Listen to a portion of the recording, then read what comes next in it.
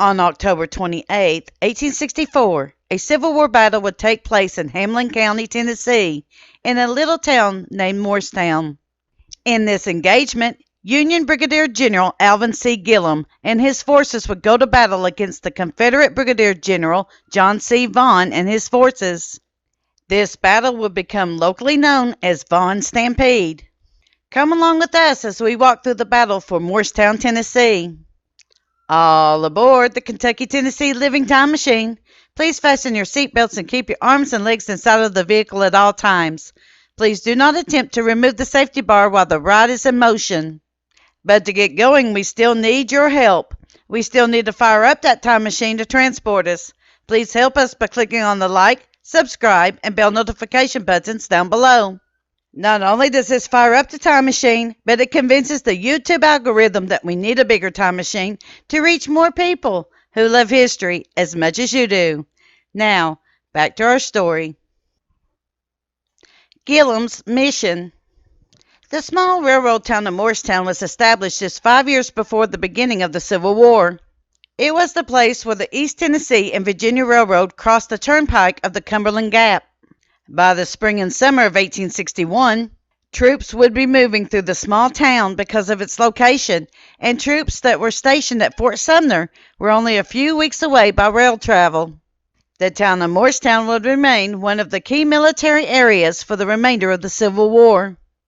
Then Governor of Tennessee and future Vice President Andrew Johnson worked to remove the pro-Confederate forces in East Tennessee.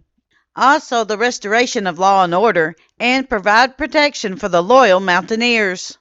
Johnson dispatched Brigadier General Alvan C. Gillem with that mission in mind.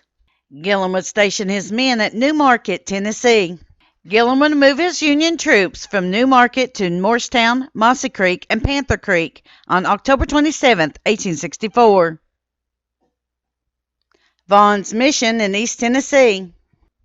Confederate Brigadier John C. Vaughn would capture the rail depot at Bull's Gap in October of 1864. This was an important capture as the movement of supplies were desperately needed by the Confederate Army.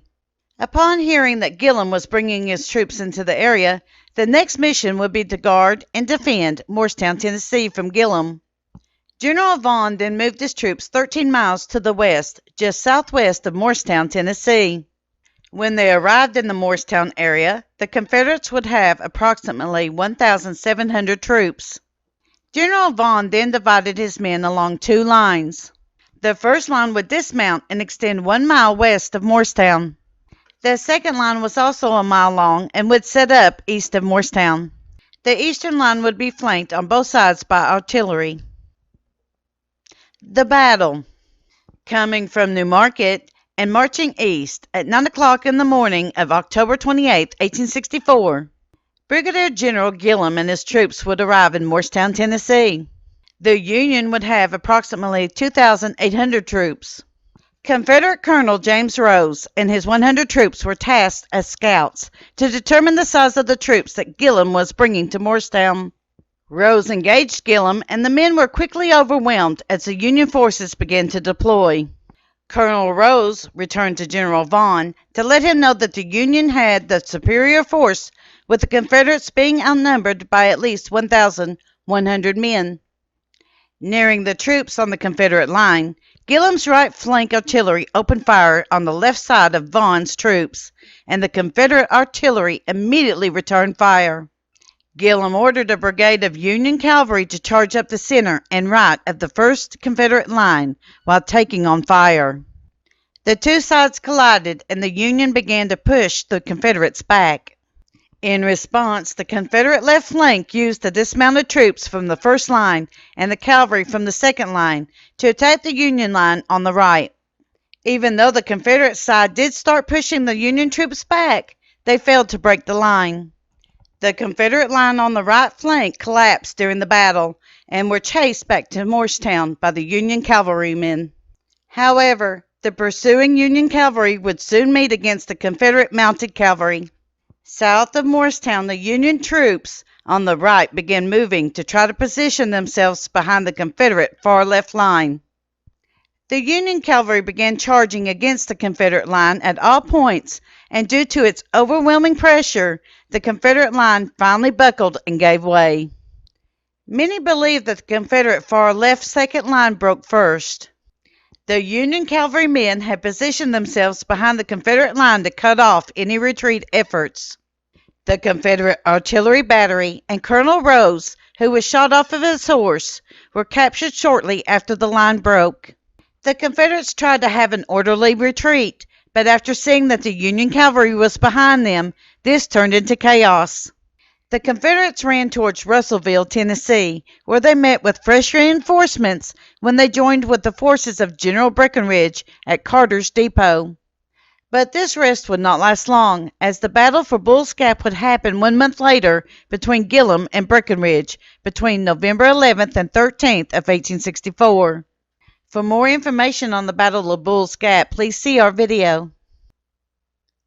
The two Brigadier Generals' letters. Both of the battle generals would write letters concerning their clash at Morristown, Tennessee. Brigadier General John C. Vaughn would write the following in his report.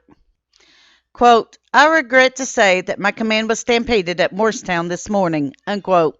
The letter that was written to Governor Andrew Johnson of Tennessee by Brigadier General Alvan C. Gillem would tell the details of the battle. However, we thought that we would only quote the last couple of paragraphs, as it was very interesting when considering what happened to the captured arms.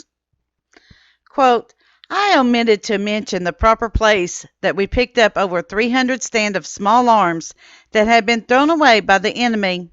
Some of these I had distributed to the citizens to defend themselves against guerrillas. The remainder I have deposited at the office of the Assistant Quartermaster for Tennessee troops. The enemy could not have lost less than 500 in killed, wounded, and captured. In this action, their killed and captured amounted to 310 men. Among the wounded was General Vaughn. I am, Governor, very respectfully, Alvan C. Gillem, Brigadier General Commanding, Governor Andrew Johnson, Nashville, Tennessee. Unquote. So, as we can see, there were two very different perspectives concerning this particular battle. Vaughn and his troops felt that they had basically been run over by Gillem, and Gillem gave the particulars as to what happened in the battle, as well as to the spoils of war. Casualties. The casualty list for this battle was extremely lopsided, with the Union side having approximately 26 total casualties, including 8 killed and 18 wounded. The Confederate side would have roughly 309 total casualties, with 85 killed and 224 wounded or captured. The Confederate side would also lose its artillery battery, along with over 300 stand of small arms. Thank you. We at Kentucky Tennessee Living would like to thank you for watching our video series on the Appalachian Civil War battles. Don't forget to hit that like button, as the more likes we receive, the more likely YouTube is to suggest our videos to other viewers. Also, to receive notice when we upload a new video, be sure to subscribe and click the bell notification button. We thank you for continuing to support Kentucky Tennessee Living as we are discovering the mysteries in Appalachian history.